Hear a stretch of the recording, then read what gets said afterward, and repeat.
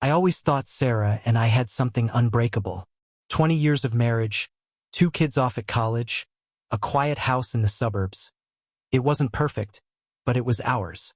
She'd greet me with that soft smile every evening when I came home from the firm, her hair pulled back in that messy bun I adored. We'd cook dinner together, laugh about the little things, and settle into our routine like it was carved in stone. I trusted her. Completely. That's why, when I first noticed the changes, I brushed them off as nothing. A glitch in the system of our lives. It started with the late nights. She'd stay up long after I went to bed, claiming she was working on some freelance design project. I'd hear the faint hum of her computer from the office down the hall, see the glow of the screen under the door. Just finishing a mock-up, she'd say if I poked my head in, her voice light but distracted. I didn't push. She'd always been a night owl, and I figured she needed space to create. But then there were the mornings. Bags under her eyes, coffee in her hands before I even stirred. She'd wave it off, say she hadn't slept well. I believed her. Why wouldn't I? Then came the VR headset. She'd bought it a few months back, said it was for inspiration. Some new design software let her build 3D models in a virtual space. I thought it was clever. Sarah was always ahead of the curve with tech. She'd disappear into the office, slip on that sleek black headset, and vanish for hours. I'd tease her about it sometimes, call her my space cadet. She'd laugh, but there was this edge to it, a flicker in her eyes I couldn't place. I started wondering what she was really doing in there. Not enough to snoop, not yet, but enough to feel an itch I couldn't scratch. The real crack came with Tom. My best friend since college, the guy who'd been my best man, who'd crashed on our couch when his divorce went sideways. He started showing up more often. Casual visits, beers on the porch, nothing out of the ordinary. Except Sarah was different around him. She'd linger a little too long when she handed him a drink, her fingers brushing his in a way that felt deliberate. I'd catch them exchanging glances, quick, sharp, like they were sharing a secret. I told myself I was imagining it. Tom was family. Sarah was my rock. But that itch grew into a gnawing ache. One night I couldn't sleep. The house was silent, but I heard her voice, low, hushed, coming from the office. I crept down the hall, barefoot, heart thudding. The door was cracked open, and there she was, headset on, murmuring words I couldn't make out. Her hands moved in the air, like she was reaching for something or someone. I stood there, frozen, watching my wife lost in a world I couldn't see. When she finally took the headset off, her cheeks were flushed, her breath uneven.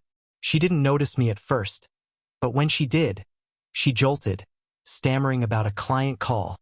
I nodded, said nothing, and went back to bed. But I didn't sleep. I lay there, staring at the ceiling, feeling the first threads of our life together unravel. The next day, I started paying attention. Little things I'd missed piled up like evidence in a case I didn't want to try.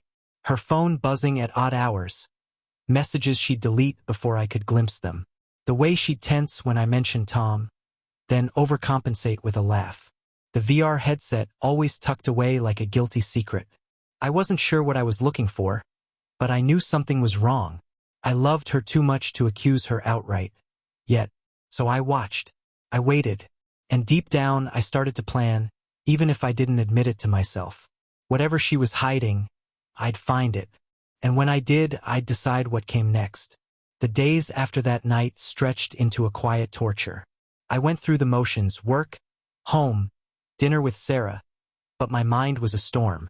Every smile she gave me felt like a mask, every word a potential lie. I couldn't shake the image of her in that office, lost in her virtual world. Her voice soft and intimate in a way she hadn't been with me in years. I needed proof. Not just suspicions, not just gut feelings. Something solid I could hold up and say, this is real. So I started digging. I'm no tech genius, but I know my way around a computer. Sarah's setup was trickier, though. Her laptop was locked tight, a password I couldn't guess. I tried the obvious. Our anniversary, the kids' birthdays, her favorite flower, lilacs. But nothing worked. The VR headset was my next target.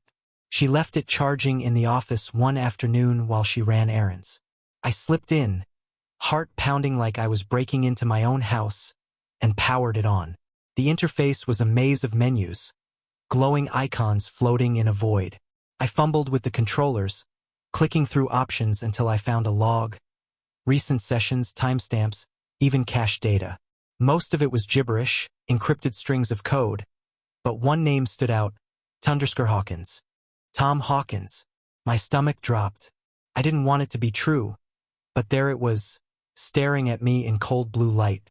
Tom wasn't just visiting our porch. He was inside her virtual sanctum, sharing whatever hidden life she'd built there. I shut the headset off, hands shaking, and sat in the dark office, piecing it together. They weren't just meeting in person. They'd found a way to connect beyond that, in a place I couldn't reach. It was worse than I'd imagined.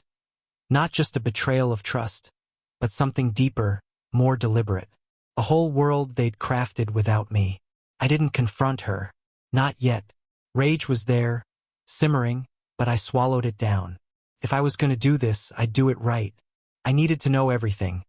How far it went, what they shared, how long they'd been laughing behind my back. So I turned to the one thing I could control: information.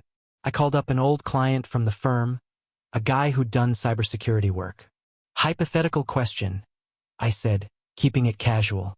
How would someone crack into a VR system, see what's been going on? He laughed, gave me a rundown, software traces, data logs, even hiring someone to reverse engineer the sessions. I took notes, thanked him, and hung up. That night, I ordered a tracking program online, something discreet that could mirror her headset's activity to my phone. It arrived 2 days later, a small black USB stick with instructions I followed in the garage, away from her eyes. I waited until she was asleep, then plugged it into her laptop's port, letting it burrow into her system like a silent parasite.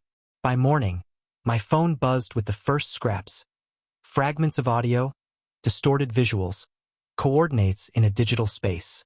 I couldn't make sense of it yet, but I knew I was close. Every night, I'd sit up after she went to bed, piecing together the puzzle. Her voice came through in clips, laughing, whispering things I couldn't fully hear. Tom's voice, too low, familiar, smug.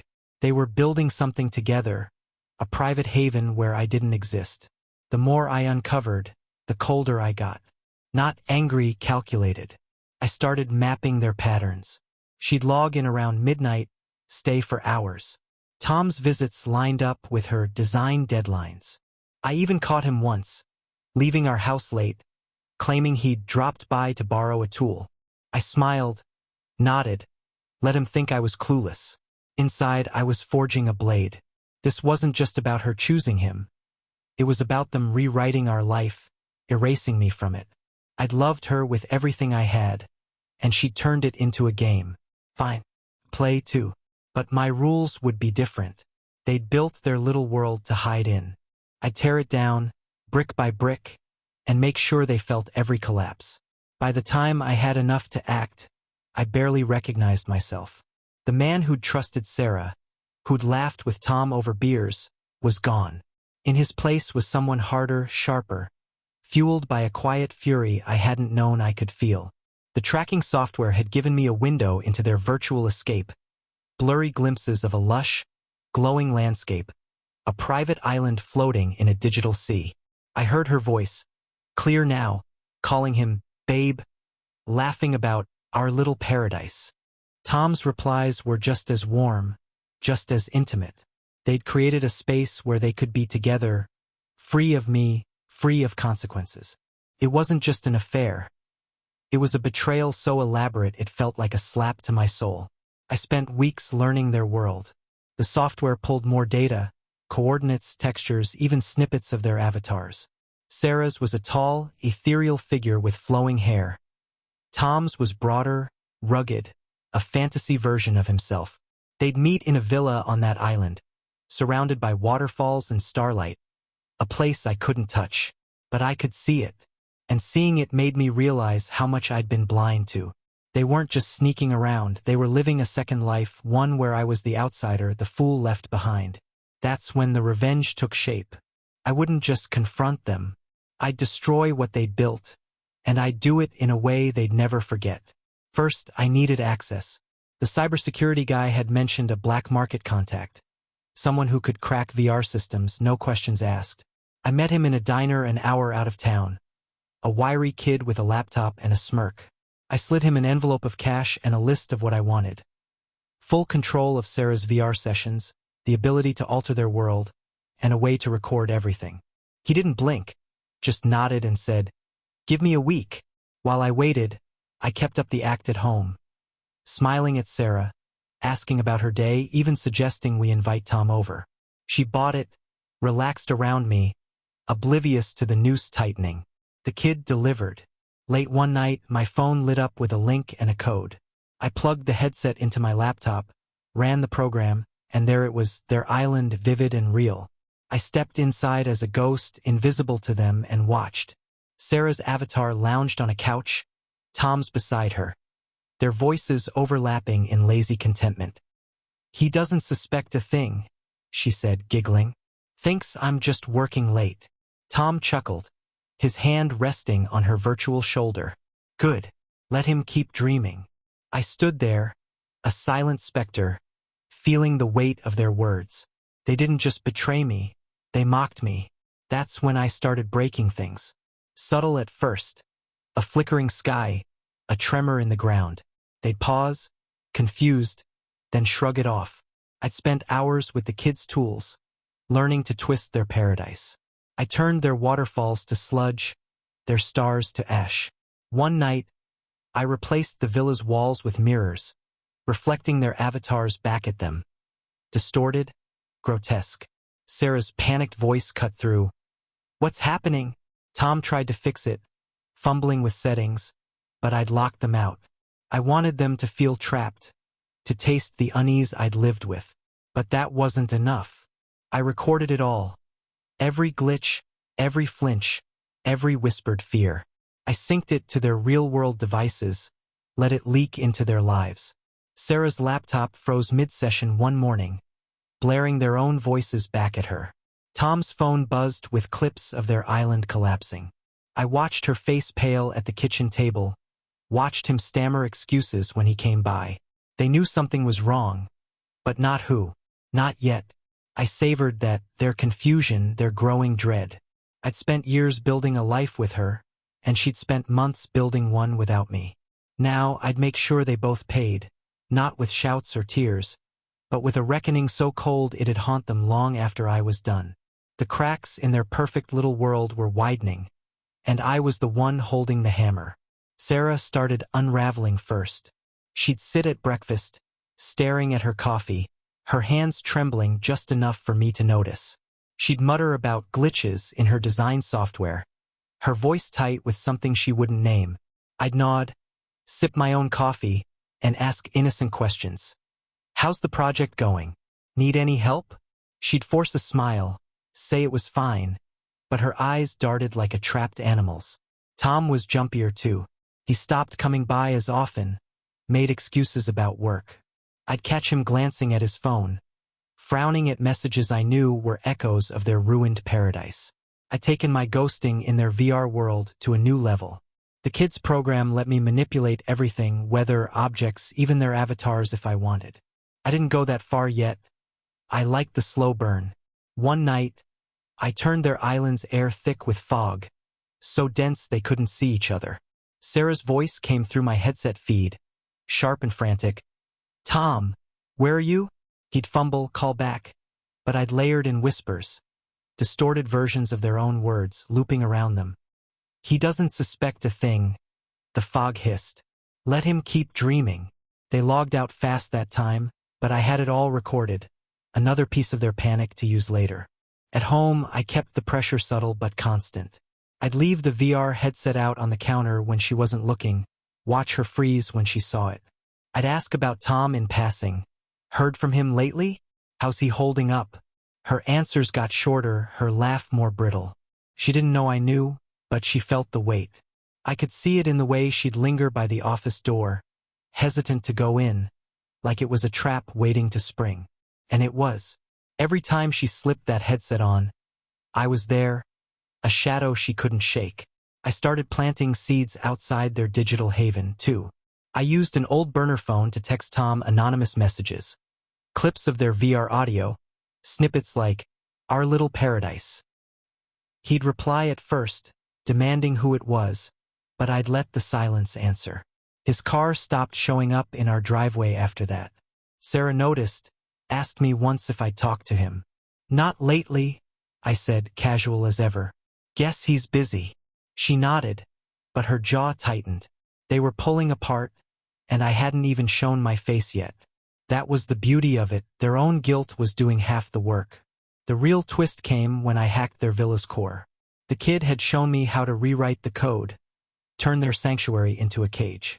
I waited until they were both online, their avatars sprawled on that couch they loved so much. Then I locked them in. The doors vanished, the windows sealed, and the walls started closing in, slowly, inch by inch. Sarah screamed first, a sound that cut through me even as I savored it. Tom tried to log out, but I jammed the exit commands. "What's happening?" he yelled, his voice cracking.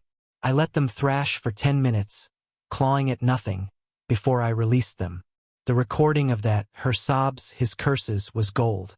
I sent it to her email, labeled Design Notes, and watched her open it at her desk the next morning. She went white, shut the laptop, and didn't touch it for days. I wasn't done. This was just the warm-up. They'd built their betrayal on lies and pixels, and I'd make sure it buried them. Sarah thought she could hide in her work. Tom thought he could dodge me, but I was everywhere now. Their world was mine to break, and I'd keep breaking it until they had nothing left to hold on to. Then, and only then, would I step out of the shadows and let them see the man they'd underestimated. Sarah started crumbling faster than I'd expected. She stopped using the headset altogether, left it gathering dust on her desk like a relic she was afraid to touch. At night, she'd toss in bed, muttering in her sleep, Tom's name, fragments of their island, pleas to make it stop. I'd lie there, listening, feeling the cold satisfaction settle deeper. She was haunted and I was the ghost. During the day, she'd try to keep up the act, cooking, chatting, asking about my work, but her hands shook when she poured wine, and her eyes wouldn't meet mine. She knew something was wrong, even if she couldn't pin it on me. That uncertainty was my weapon. Tom was a different story. He went quiet, but not broken, not yet. I tracked his moves through the software, saw he'd logged into the VR space alone a few times, testing it, trying to figure out what had gone wrong.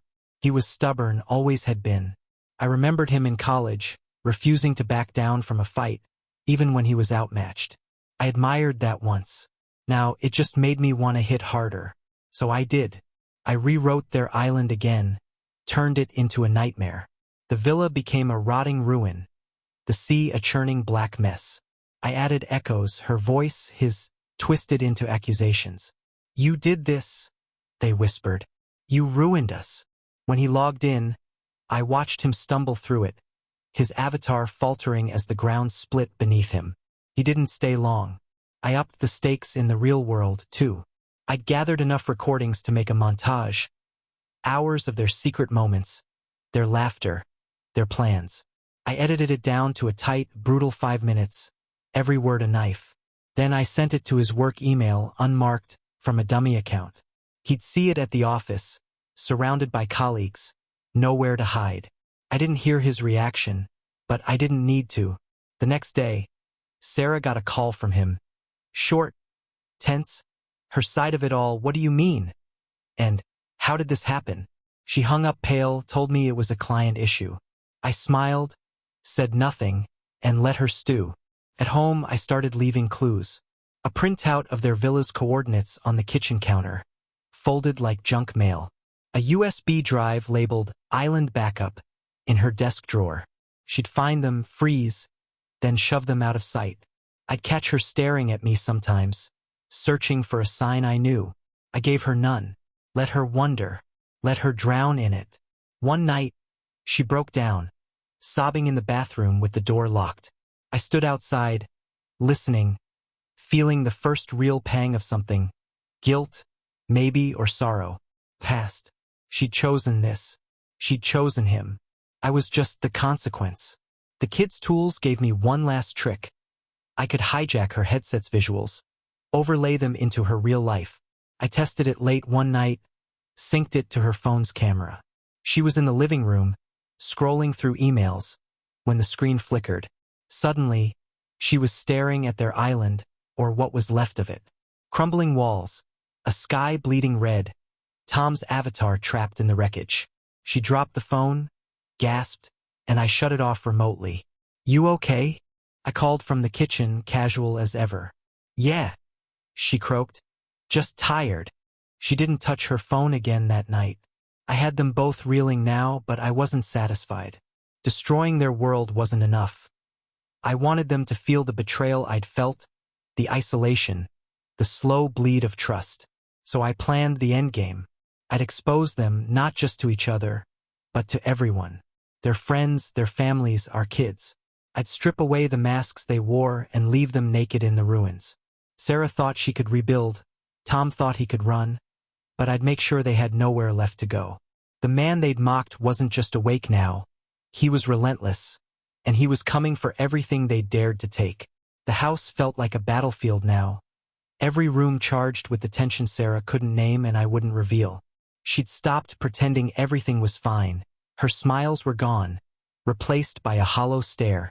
She'd shuffle through the day, avoiding the office, avoiding me.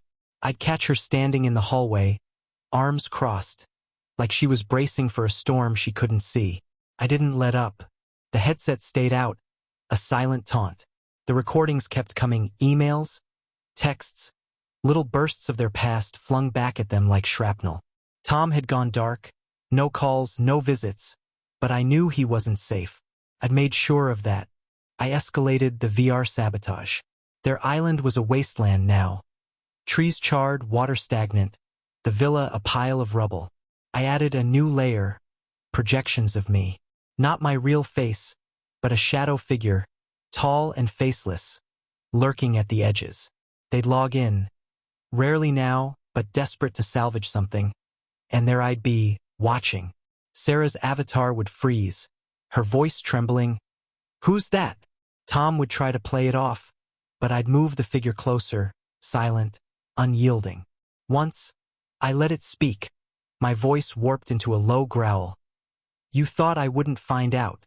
They logged out so fast I almost laughed. Almost.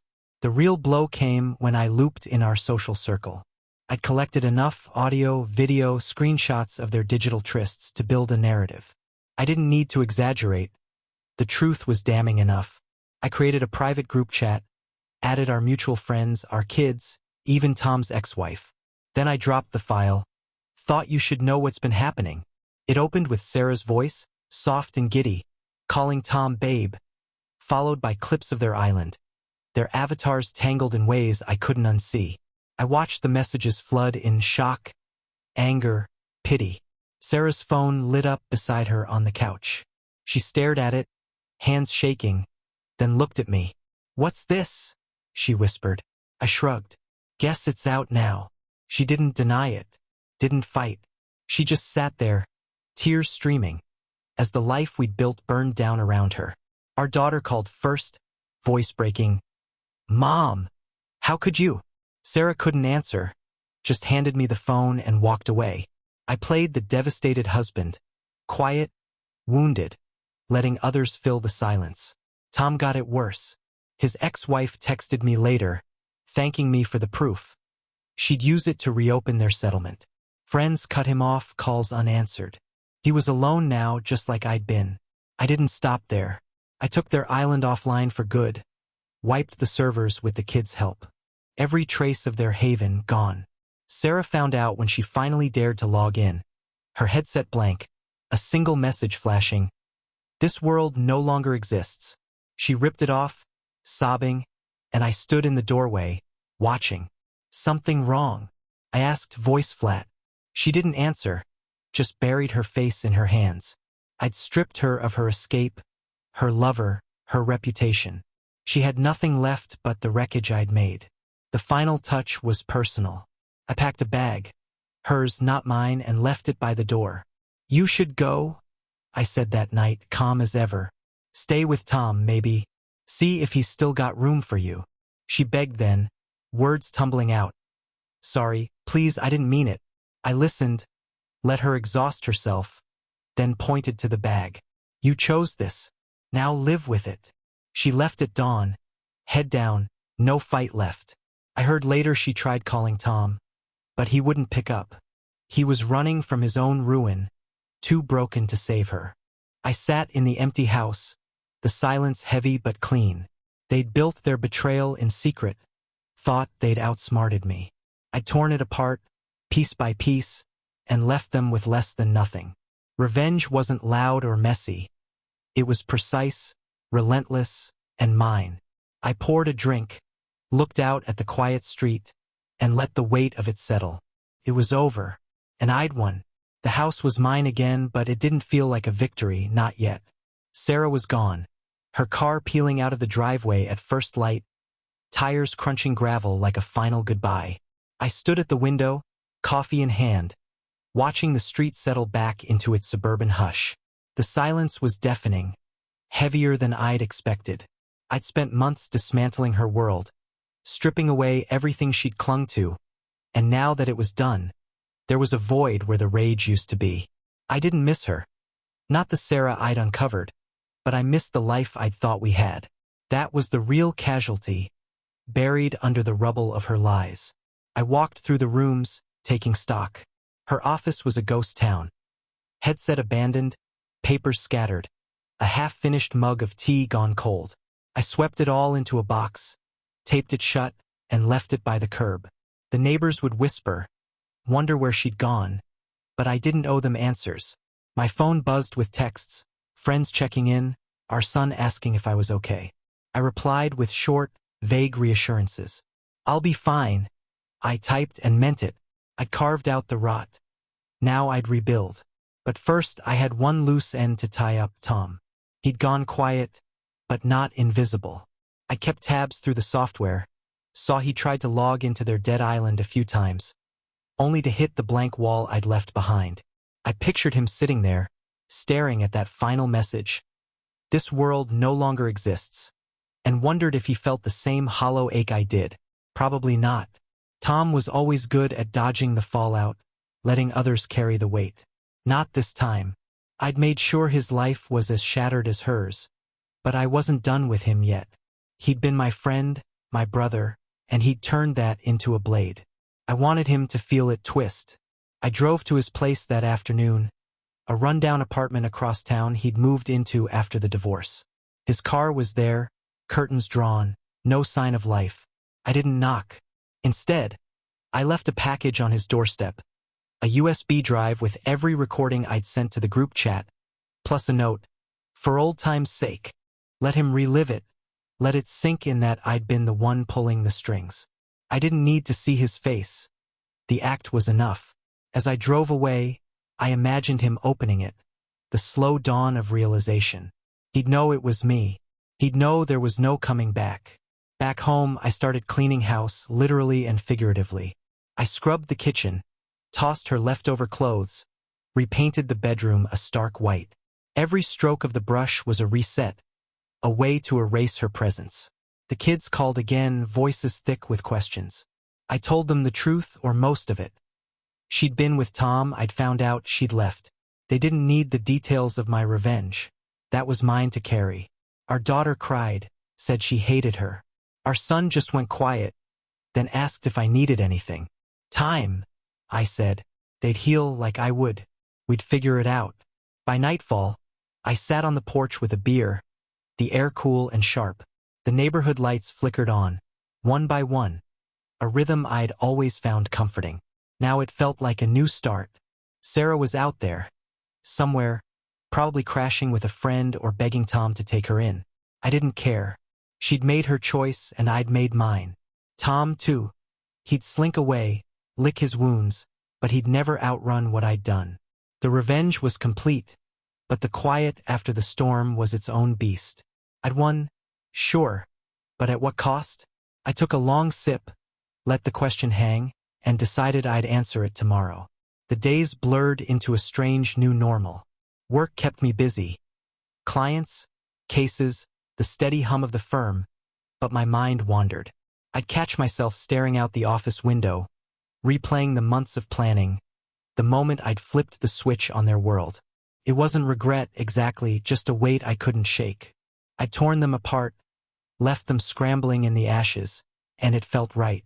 But there was an echo in the victory, a hollow note I hadn't anticipated.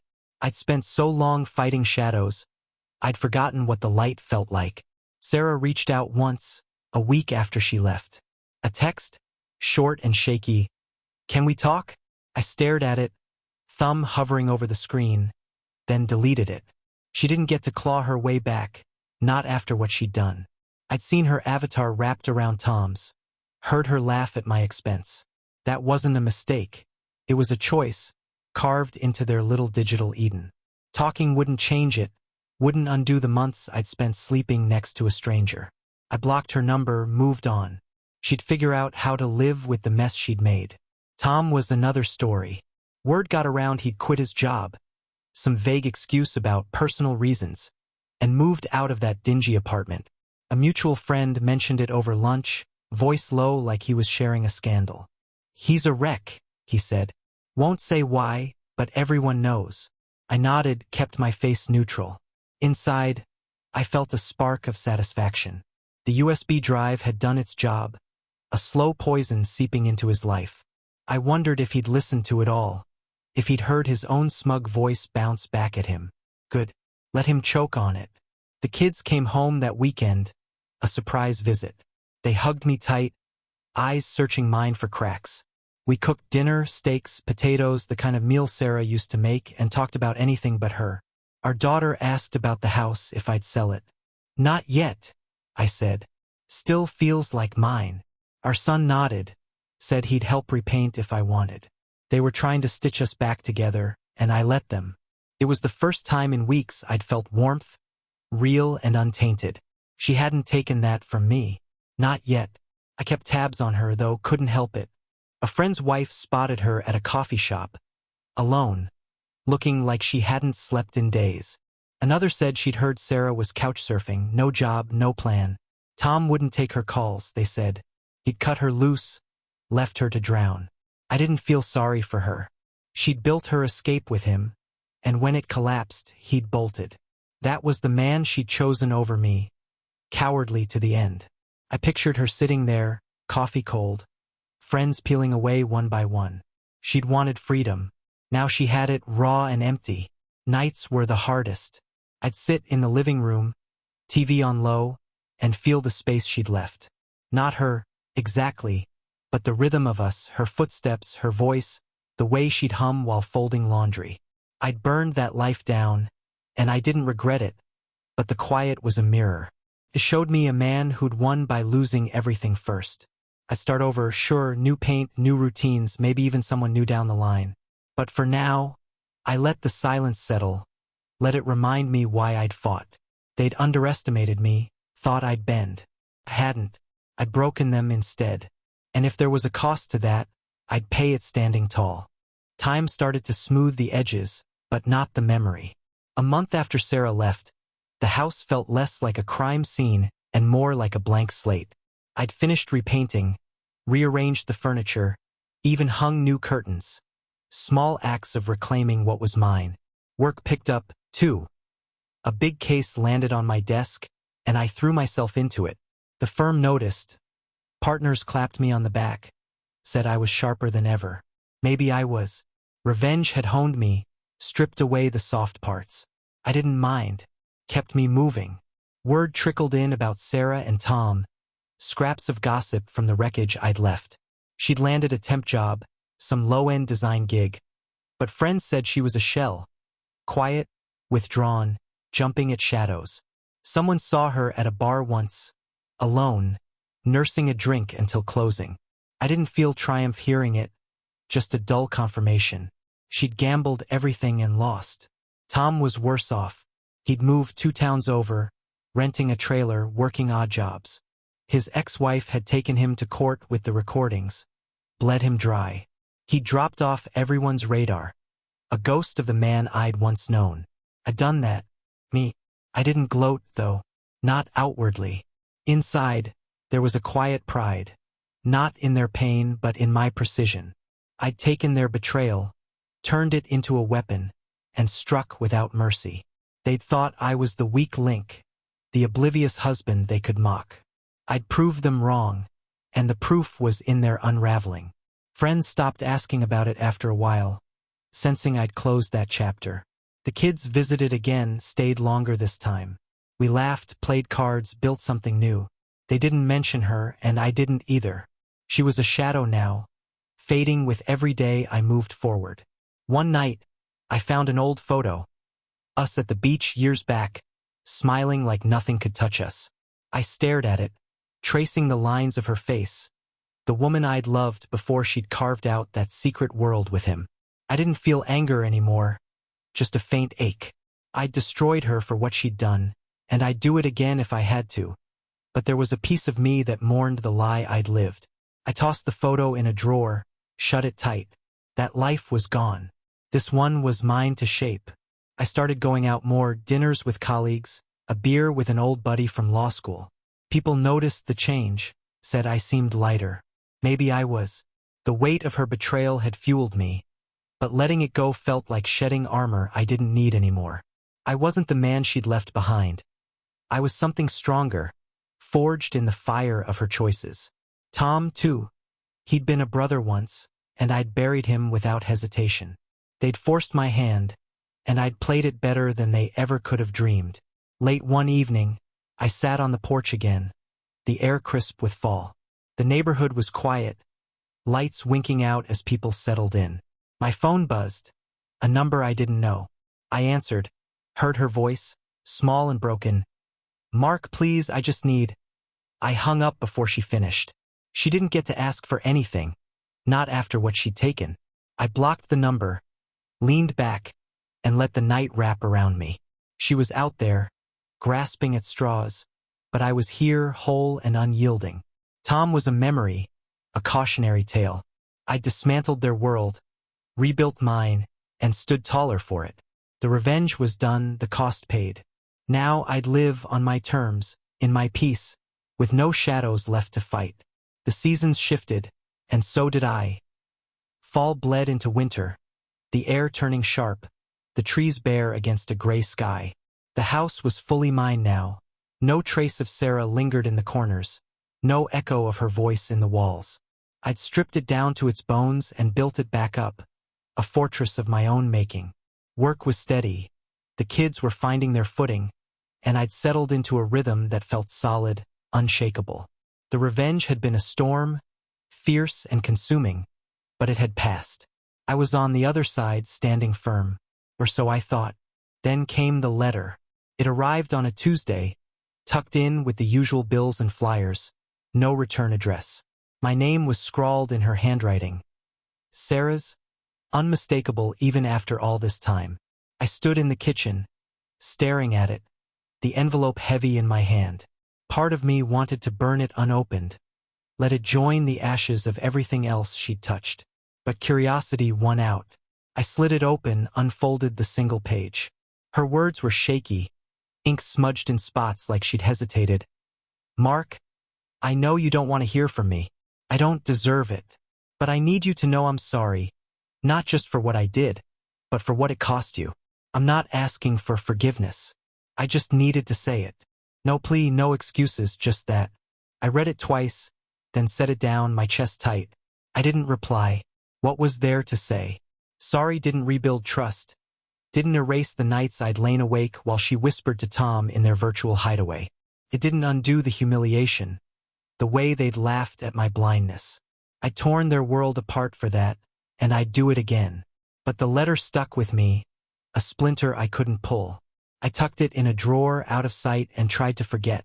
She was still out there, still reaching, and I wanted her gone.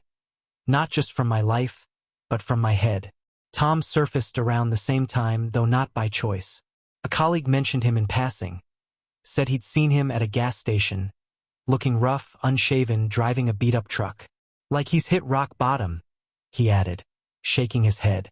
I nodded, kept my face blank, but inside, I felt that spark again. The revenge had worked, better than I'd hoped. He'd been the golden boy once, charming and untouchable. My best man turned betrayer. Now he was a shadow scraping by while I stood tall. I didn't need to see him to know I'd won. The image was enough. The kids came for Christmas, filling the house with noise and warmth. We cooked, laughed, watched old movies, normalcy I hadn't felt in months. They didn't ask about her, but I saw it in their eyes, the unspoken question. I didn't bring it up. Let them heal on their own terms.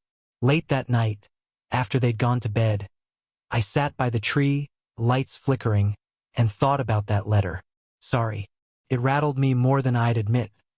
Not because I doubted my actions, but because it forced me to look back.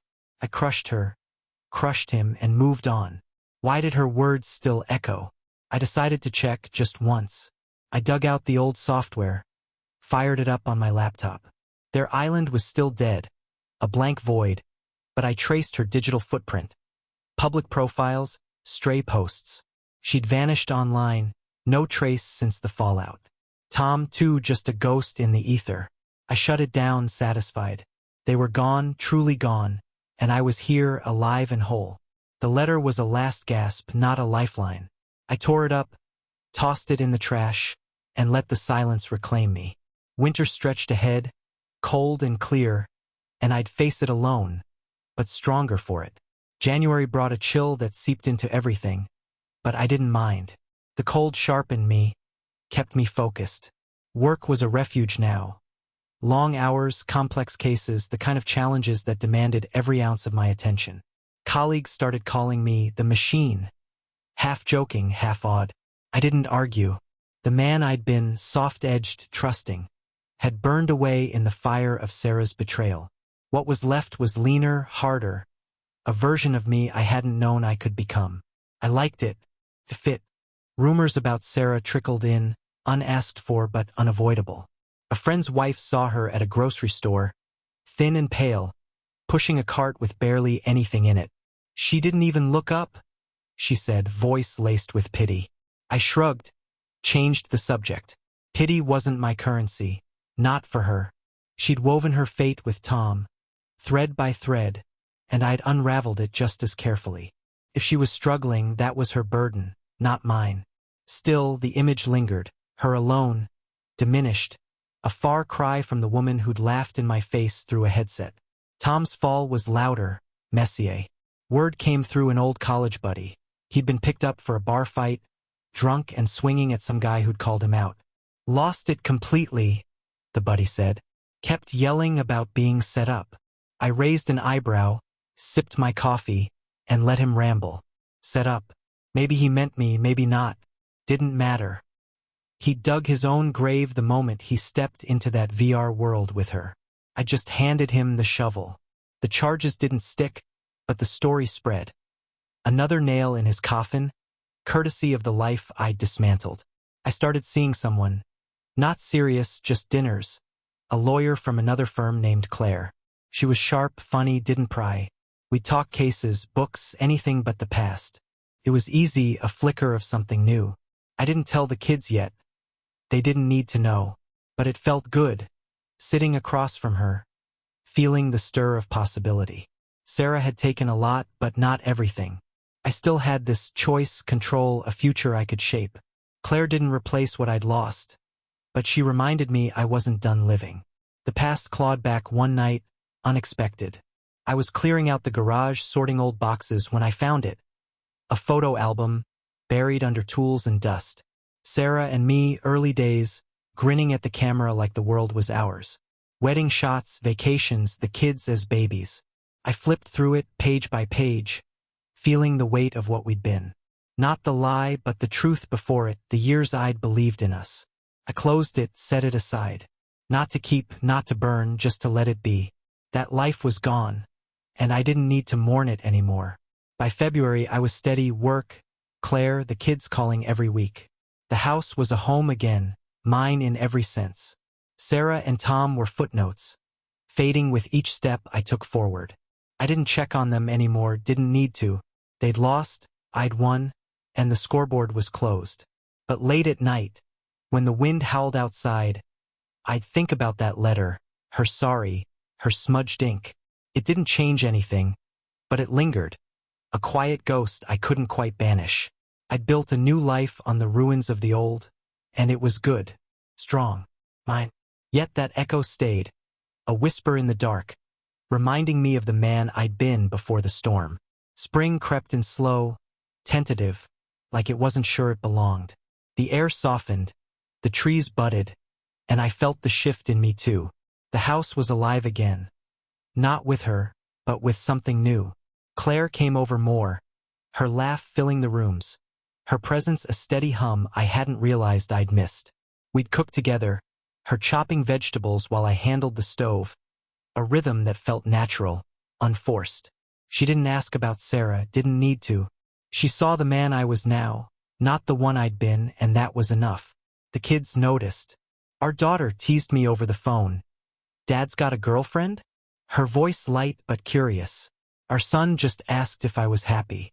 "Yeah," I said, and meant it. They met Claire at Easter, a casual lunch in the backyard. She won them over fast, joking with them, asking about school, never pushing. Afterward, they hugged me tighter than usual, said they liked her. It wasn't a replacement for what we'd lost, just a new thread in the fabric we were weaving. I'd fought to keep them whole through the chaos, and here we were, scarred but standing. Sarah's name popped up less now, the gossip drying out. Someone said she'd moved out of town, taken a job somewhere upstate, trying to start over.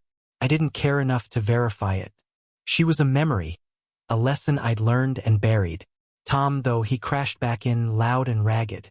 A late-night call from an old friend. "He's in the hospital. Overdose, maybe intentional." I listened, said little, hung up. Part of me wanted to feel something, shock, guilt, anything, but it didn't come.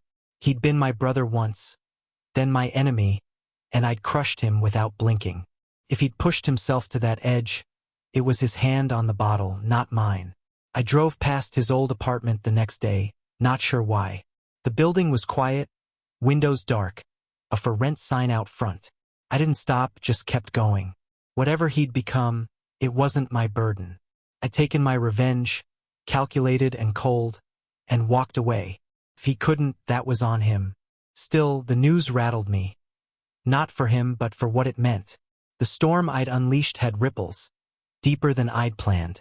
I'd won, but the echoes kept coming, testing the walls I'd built. Claire sensed it, asked one night if something was wrong. We were on the porch, wine in hand, the sky streaked with dusk. I told her about Tom. Not the details, just the end. She listened, nodded, didn't judge. "You did what you had to," she said, her voice steady. "Sometimes surviving means cutting deep." It was the first time I'd let anyone peek behind the curtain, and she didn't flinch. I pulled her closer, felt the warmth of her against me, and let the weight ease. She was right. I'd survived, thrived, even. The rest was noise. By summer, I was lighter, work humming, Clara constant, the kids planning a visit. The house glowed with new life, paint fresh, garden trimmed. I turned the office into a study. No trace of Sarah's headset or secrets. One evening, sorting mail, I found another letter.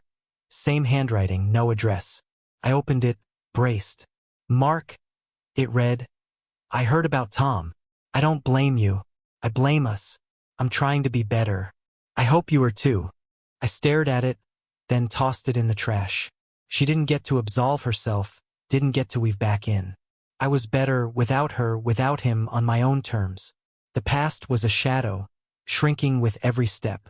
I locked the door, joined Claire on the couch, and let the night unfold.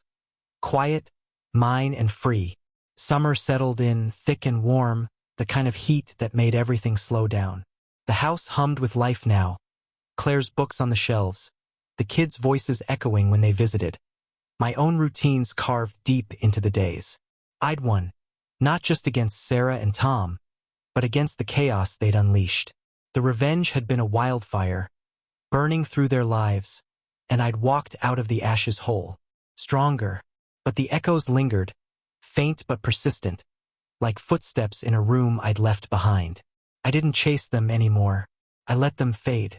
Claire became a fixture, not just a guest. We'd sit on the porch most nights, her head on my shoulder, talking about nothing and everything. She'd started leaving things. A sweater, a mug, small marks of her presence. I didn't mind. It wasn't rushed, wasn't forced. Just a natural drift toward something solid.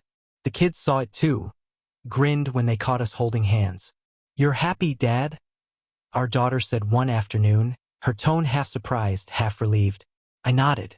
Happy wasn't the whole story, peaceful was closer, but it was enough. They'd weathered the storm with me, and now we were all finding shore. Sarah's second letter stayed with me longer than the first, though I tossed it fast. Her words, trying to be better, hoping I was too, felt earnest in a way I hadn't expected. Not enough to soften me, but enough to make me pause. I didn't hate her anymore. Hate had fueled the revenge, driven me to dismantle her world, but it was spent now. What remained was indifference, cold and final. She was out there, piecing herself back together, and I didn't care how it turned out. She'd lost the right to matter. Tom, though, he was a different ghost, one I couldn't quite shake. I heard he'd pulled through, barely. A friend passed it along. Tom was out of the hospital, holed up in some halfway house, trying to claw his way back. No one knew if he'd make it. I didn't feel guilt, didn't feel triumph, just a dull recognition. He'd been my brother, my betrayer, and I'd crushed him with a precision that still startled me when I looked back. The overdose, the fight, the fall, it was all his doing, but my hand had pushed him to the edge. I lived with that, carried it like a stone in my pocket. Not heavy enough to sink me, just enough to remind me what I was capable of. Work kept me grounded. The firm threw me bigger cases, trusted me with more. I thrived there, sharp and unyielding, the machine they'd nicknamed me. Claire teased me about it sometimes, said I needed to relax. She was right, but I liked the edge. It kept me from drifting too far into the past. One night, she cooked dinner, a messy pasta dish we laughed over, and I caught myself thinking this could be it. My life, redefined. Not a redo of what I'd had with Sarah, but something new, built from scratch. I kissed her then, spontaneous, and she smiled like she'd known I would. The past flared one last time, unexpected. A call from an unknown number, late, while I was locking up. I answered, heard Tom's voice. Raspy, broken. "Mark?" I cut him off, hung up, blocked it. He didn't get a say, didn't get to crawl back.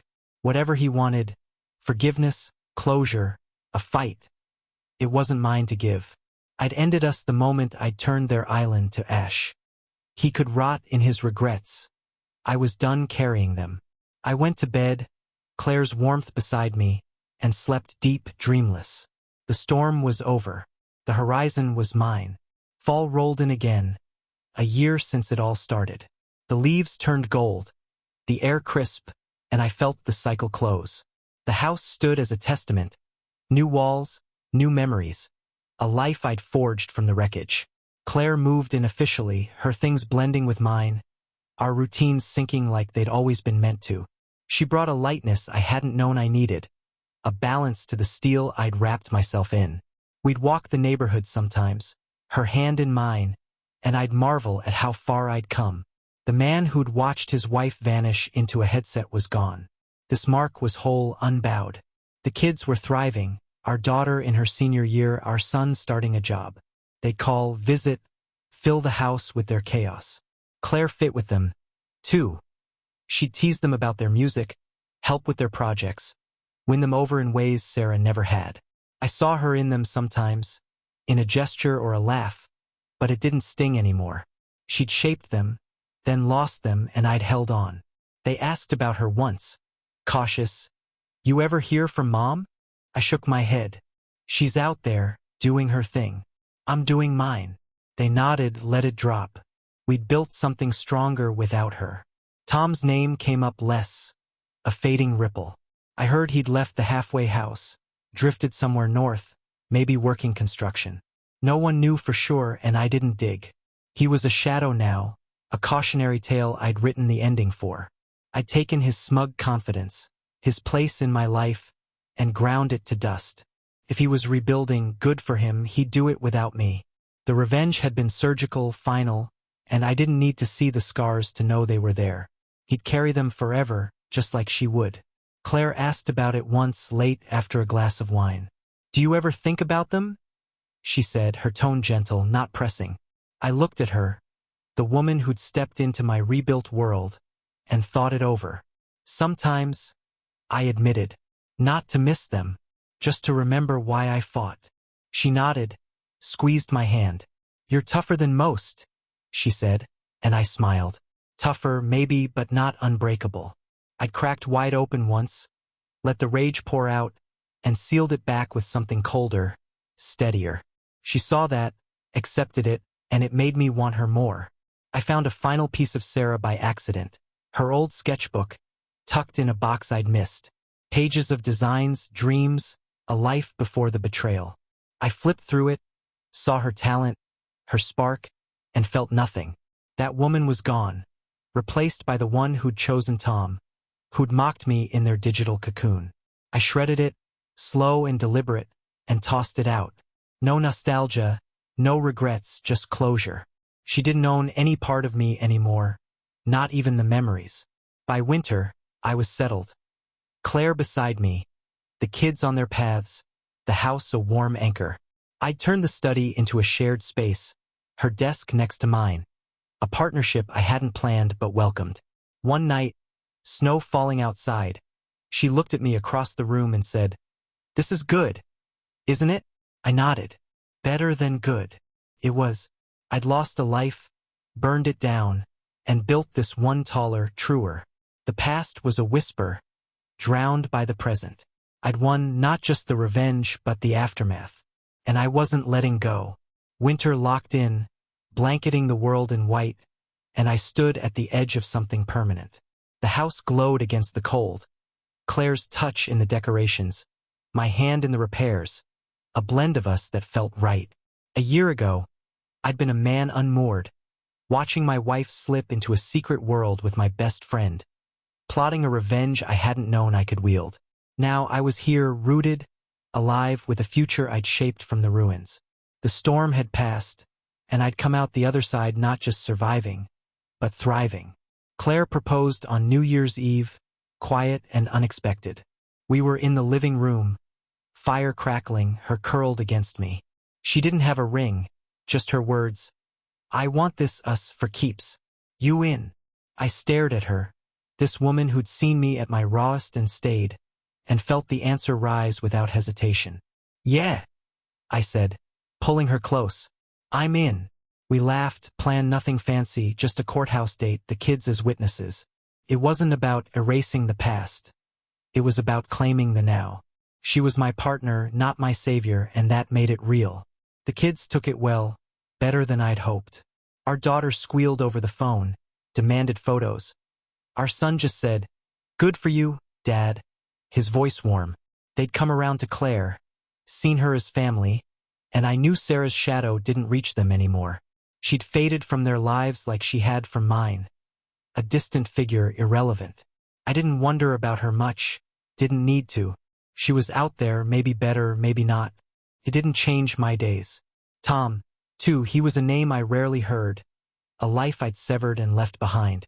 They'd gambled, lost, and I'd walked away with everything that mattered. Work leveled off, the firm humming along, my reputation cemented. Colleagues respected me, clients trusted me, and I carried that with a quiet pride. The machine they called me had softened, not weakened, just eased. Claire's influence, maybe, or time. I'd proven what I could do, to them and myself, and that was enough. One evening, I caught my reflection in the office window. Older, lined, but steady. The man who'd burned down a virtual island, who'd turned betrayal into reckoning, was still there, but he wasn't alone anymore. He had roots now, a life worth living. The last whisper of the past came in spring, faint and final. The package arrived, no note, just a small, worn photo. Me, Sarah, Tom, years back, laughing at some forgotten barbecue. I didn't know who'd sent it, her, him, someone else, but it didn't matter. I held it, felt the weight of that lost time, and let it go. Into the trash, no ceremony. They'd been real once, vital to me, and they'd chosen to break it. I'd answered with a vengeance so cold it still startled me when I thought too long. But it was done. I'd paid my price, claimed my peace, and moved on. The wedding was simple. Claire in a white sweater, me in a suit, the kids grinning as we signed the papers. We ate at a diner after greasy burgers and fries, laughing like it was the grandest feast. That night, back home, I stood on the porch, her hand in mine, the world quiet around us. The revenge, the pain, the rebuilding. It had all led here to this moment, this life. Sarah and Tom were gone. Their worlds ash, while mine rose tall and true. I'd torn them down, not out of spite, but survival, and built something better on the bones. Claire squeezed my hand, whispered, "Happy?" I nodded. More than I thought I could be. The night stretched out, calm and clear, and I knew I'd won not just then, but for good.